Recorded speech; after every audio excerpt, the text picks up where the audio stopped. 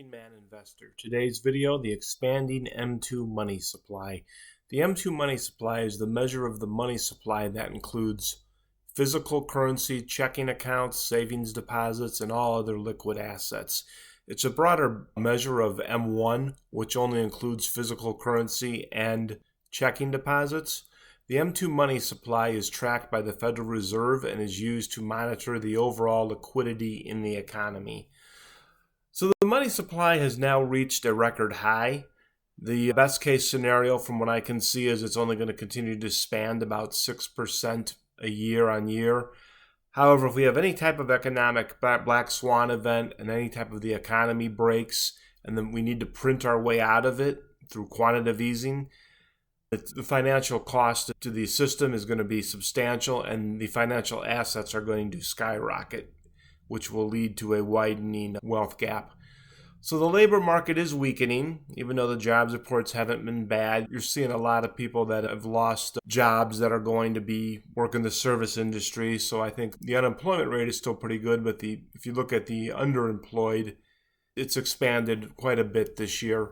The interest rates are still relatively high compared to where they've been in the last few years, and PE ratios are really up. And yet the stock market is continuing to go up.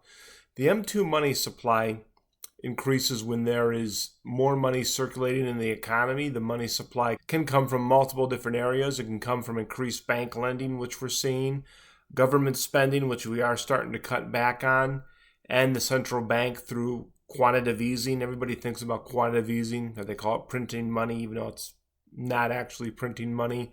The central bank is not currently doing QE, quantitative easing. However, what they are doing is called quantitative tightening. And from what I've seen, that has a lot to do with the increased money supply. So the Fed has moved away. They've started to move away from aggressive quantitative tightening. They've gone from 25 billion a month to 5 billion a month.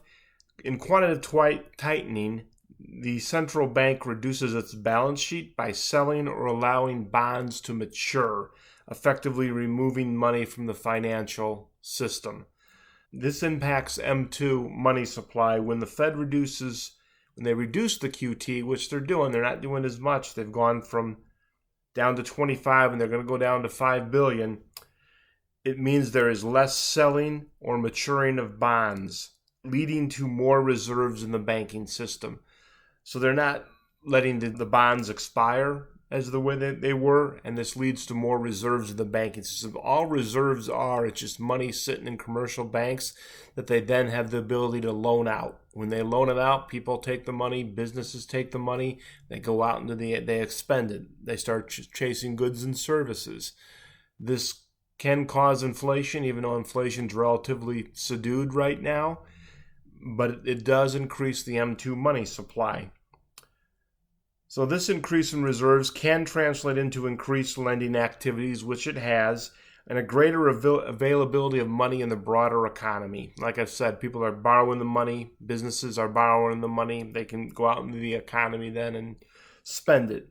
This is what's increasing the M2 money supply. Expanding the M2 money supply supports higher asset valuations from increased liquidity. Remember the Cantillon effect now, what I've always talked about.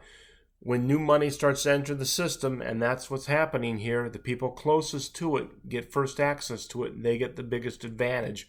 What do they normally do when they do that? They buy things, mainly assets, real estate, the stock market, equities market, things like that. And what happens is it starts to expand. It starts to go up in value, thus widening the gap between the haves and the have-nots. This is why I always say you need to have money left over at the end of the month to put into the stock market, to put towards buying a rental property, some type of an asset. You have to own assets. Now more than ever, the days of just working your 9-to-5 job and being able to get ahead on that, let alone stay keeping up, is extremely difficult. Most people nowadays have some type of a side hustle, some type of a second job. Nowadays, even a good job isn't that good. That's unfortunate. It's only going to get worse as the money supply continues to expand. If we have some type of a black swan event where the Fed has to go back to quantitative easing and dumping more money into the system, cutting interest rates, making the interest rates low on this money, making all this extra money cheap cheap debt, low interest rate. Interest rate is just the cost of money.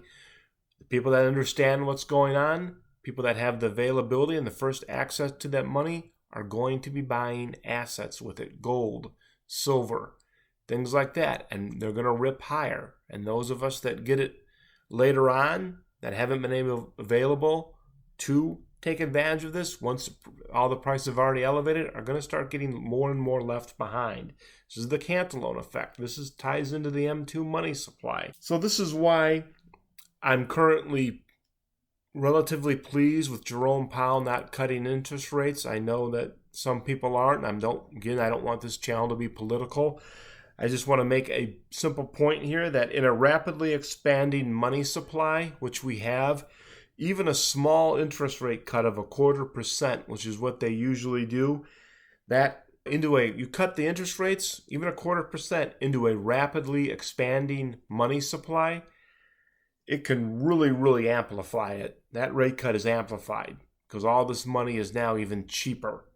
When that happens, it often causes explosive stock market rallies and just overall asset rallies. That is why ideally you want to cut interest rates in a shrinking money supply, not an expanding one. You cut it in a shrinking one to make it more available because it's needed. So this is why I think the Federal Reserve is actually holding off on rate cuts more than they're worried about tariffs being inflationary or what's going on with the Middle East. I really think Powell understands the M2 money growth, at least I hope he does, and the potential to cause consumer inflation down the line. So again, it's important to understand this. It's important to process the Cantillon effect. So you look for these things. You want to watch the M2 money supply. If it's increasing, and you have to understand who it's going to benefit. If the money supply is increasing, you need to be buying assets. Even if you're only putting $100 a month into an ETF, you need to be doing something. You have to own assets today. Your 401k is not going to be enough. There's an article which I'm going to probably do another video on later this week talking about Social Security not being funded properly by the year 2033, so 9 years. Less than 10 years, we're looking at not enough money to pay everybody their benefits that you've earned, that you've paid into. You better have a backup plan. You cannot sit around in life and just be like, oh man, this is so wrong. I've been paying into Social Security my whole life. Now it's my turn to collect and I can't. That's wrong. Yeah, it is wrong. But the fact that it's wrong, either one of two things is going to happen. One, it isn't going to help you. You better have been able to put yourself in position to have bought assets throughout your life that are now cash flowing to help. And two, you need to understand that it's a very strong possibility that the government would not default on Social Security payments. What they will do is they'll just print money, which goes back to the expanding money supply. And it's going to devalue the dollar even more, which is inflationary. So again, either way, you need to be buying assets. So that's what I got for you today. A nice short, quick video about the M2 money supply, linking it to the Cantillon effect. Hope to have another video for you this weekend about the Social Security news. Working man investor, keep grinding, people.